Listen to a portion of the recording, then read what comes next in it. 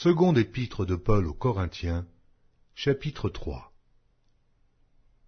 Commençons-nous de nouveau à nous recommander nous-mêmes?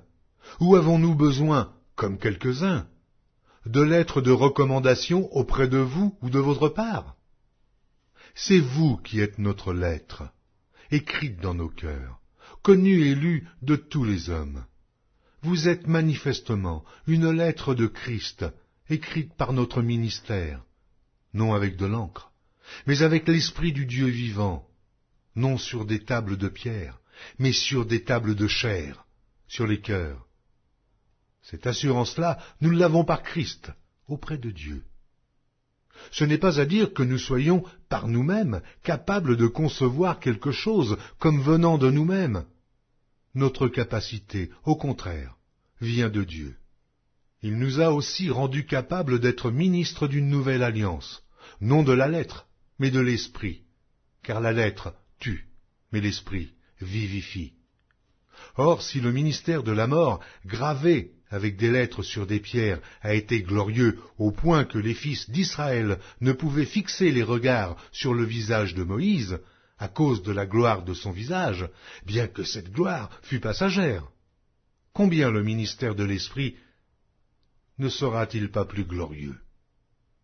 Si le ministère de la condamnation a été glorieux, le ministère de la justice est de beaucoup supérieur en gloire. Et, sous ce rapport, ce qui a été glorieux ne l'a point été, à cause de cette gloire qui lui est supérieure. En effet, si ce qui était passager a été glorieux, ce qui est permanent est bien plus glorieux. Ayons donc cette espérance. Nous usons d'une grande liberté. Et nous ne faisons pas comme Moïse, qui mettait un voile sur son visage, pour que les fils d'Israël ne fixassent pas les regards sur la fin de ce qui était passager.